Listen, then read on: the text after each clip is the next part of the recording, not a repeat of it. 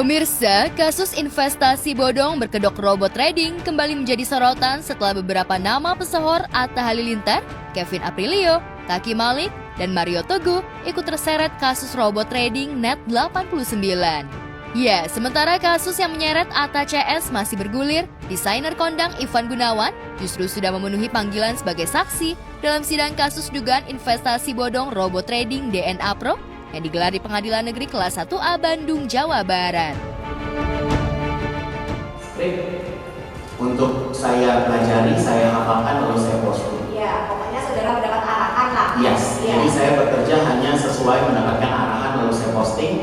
Lalu hasil video postingan yang mau saya posting juga harus saya kirimkan kembali ke mereka. Mereka ACC.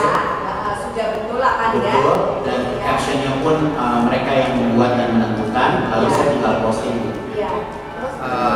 Dihadirkan menjadi saksi di mana memang saya menjawab sesuai dengan apa yang saya tahu, apa yang pernah saya rasakan, gitu. Tidak ada yang saya kurangi dan tidak ada yang saya lebihkan.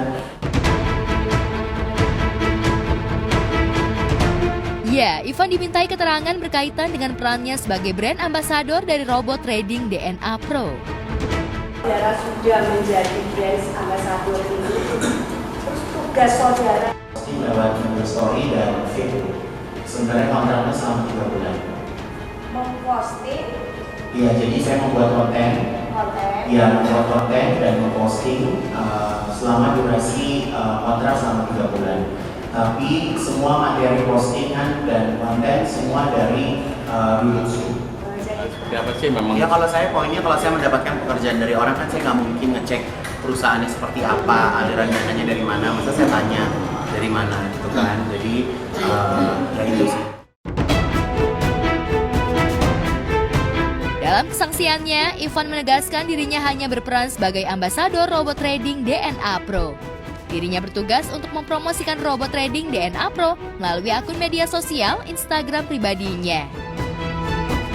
Oh iya, jadi memang saya kan diminta untuk menjadi endorser ya dari bulan Januari sampai bulan Maret tahun kemarin.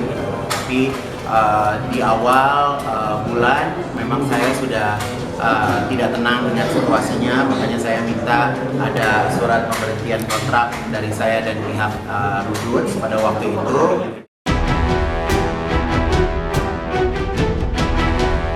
Ivan mengungkap dirinya menjadi ambasador selama 3 bulan, terhitung sejak bulan Januari hingga Maret 2022. Dari situ, Ivan menerima bayaran sebesar 1,90 miliar rupiah. Namun pria yang karib disapa Igun tersebut menjelaskan sudah memutus kontrak di awal Februari. Saya pikir pada saat itu permasalahannya selesai, tapi ternyata saya dipanggil Pak Pepti, saya diminta untuk memberikan keterangan di kepolisian, sampai saya pikir juga sudah selesai, masih juga diminta hadir di persidangan. Jadi ya saya ikutin aja, karena saya berdiri di sini. Yang mungkin apa yang saya alami ini bisa memberikan titik terang untuk permasalahan. Ya, dalam kasus ini diketahui 10 orang sudah berstatus sebagai terdakwa. Mereka dinilai sudah melakukan sejumlah tindak pidana, yakni penipuan, penggelapan, pelanggaran informasi dan transaksi elektronik, hingga tindak pidana pencucian uang. Hari ini walaupun menyita pekerjaan saya, menyita waktu saya, tapi saya berharap kehadiran saya bisa membantu proses penyelidikan lebih lanjut. Di tempat terpisah, Jessica Iskandar dan Vincent Verhaeghe kembali menghadiri sidang perdata atas gugatan Christopher Stefanus Budianto alias Steven di Pengadilan Negeri Jakarta Selatan. Namun lagi-lagi Jedar dan Vincent harus menelan rasa kecewa lantaran sang penggugat lagi-lagi tidak datang ke pengadilan. Hari ini adalah agenda mediasi, di mana klien kami, Pak Vincent dan juga Bu Jessica hadir secara langsung. Tetapi kembali lagi, CSB tidak hadir dalam mediasi diwakili oleh kuasa hukumnya. Dan itu menjadi materi yang sudah disampaikan dalam mediasi. Kita tetap menghormati sebagaimana memang dalam peraturan Mahkamah Agung sebelum masuk kepada sidang perkara adalah mediasi di awal. dan kita tetap akan menunggu bagaimana nanti penawaran mediasinya, kan begitu kan? Karena memang tadi ditunda 1 minggu untuk mengatur bagaimana listingnya, tetapi kembali lagi kemauan dari prinsipal saya dan kami pun selaku kuasa hukumnya ya kembali lagi mengakomodir. Prinsipal saya Pak Vincent dan Bu Jessica inginnya CSB hadir, bertemu dulu. Kalaupun memang mau mediasi, bertemu dulu secara langsung. Jadi tidak ada perantara siapapun. Gimana ya, saya nih bingung gitu loh. Jadi seorang ibu 2 anak, repot banget bolak-balik, harus ngurus anak juga masih menyusui. Jadi ya pastinya kecewa. Ikut emosi ya Kak? Ini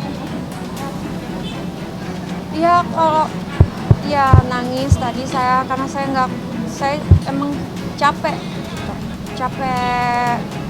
hati, capek pikiran, capek badan, capek waktu, capek biaya. Jadi gimana ya gitu. Itu hadir kan katanya juga dari pihak sebelahnya kan hati ke hati, ya udah hati ke hati, jangan hati lewat orang ketiga kan. Hati ke hati ya udah hadir aja, kan dari awal kita permintanya kayak gitu ya. Mau alasannya apapun itu ya, aduh itu dialah yang bikin saya kesel kadang-kadang. Mau damai tapi nggak hadir.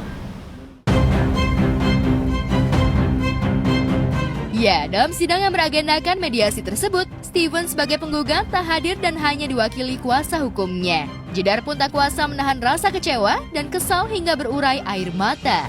Melihat sang istri menangis, Vincent pun meminta Steven agar segera hadir dalam sidang berikutnya. Di sisi lain, Vincent juga mengungkap dirinya tak masalah jika Steven tak mau berdamai dan siap melanjutkan persidangan. Ibaratnya kita ketemu, prinsipal sebagai prinsipal. Jangan bilang, ya tapi kan aku kan diwakilkan. Dek, ini mau damai atau enggak? Kalau mau damai kita jangan pakai pasal-pasal, jangan pakai kuasa hukum. Ya kan begitu. Tapi ini masih mau bilang, ya tapi kan ada kuasa hukum, ada ini. Ya terserah lah, itu kan bukan, ibaratnya bukan tanda etika baik.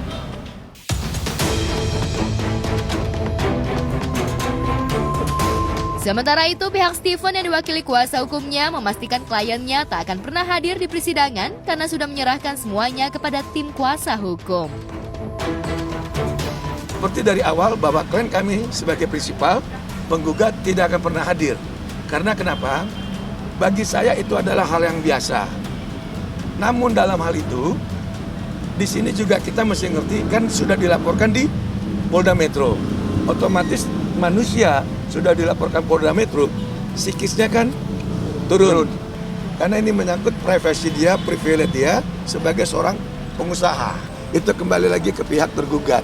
Saya kan bukan dewa, saya kan bukan Tuhan, saya kan bukan nabi yang mengharapkan sempurnanya suatu mediasi. Tetapi teman-teman sudah melihat, saya sudah memberikan contoh. Saya sebagai tim kami ini adalah pengacara membawa juru damai. Bukan membuat kegaduhan atau bukan sebagai pencari masalah. Siapa orang yang nggak mau damai, tapi kan kembali lagi mampu memulihkan kerugian atau tidak, kan begitu.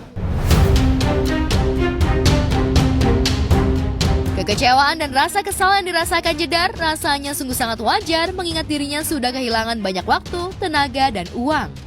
Terlebih dirinya dan suami harus bolak-balik Jakarta-Bali untuk mengurus kasus ini.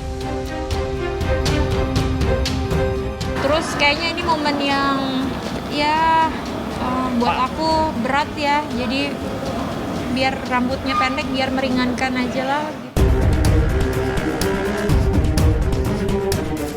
Sementara itu, usai dari pengadilan, Jedar dan Vincent juga kembali mendatangi Polda Metro Jaya untuk memenuhi panggilan tim penyidik. Kasus antara Jedar dan Steven kini sudah naik tahap penyidikan. Ya, saya sebagai warga negara Indonesia yang baik, saya pengen keadilan ditegakkan. Jadi orang kapok, jadi orang takut untuk berbuat yang tidak baik. Itu. Di lain hal terkait laporan Jedar, pihak Steven justru menawarkan damai untuk persidangan di PN Jakarta Selatan, asalkan Vincent dan Jedar mencabut laporan di Polda Metro Jaya. Lantas apa tanggapan pihak Jedar terkait hal tersebut? Kita sudah menawarkan tadi, yaitu bagian dari perdamaian tadi atau mediasi tadi terkait pengembalian daripada kerugiannya, yaitu berupa unit kalau memang dikatakan itu miliknya dia. Jadi kita list, itulah niat kita dari prinsipal. Kalau itu dikembalikan mau, kan gitu. It's okay. It's okay, nggak apa-apa. Cuman ya sudah, daripada pakai kuasa hukum, pakai pasal ini, tapi ini, hai. Nah itu nanti akan kita pastikan. Kalaupun memang mereka diwakili kan begitu kan. Kalaupun memang mereka diwakili, apa penawaran perdamaiannya dalam bentuk nyata atau tidak.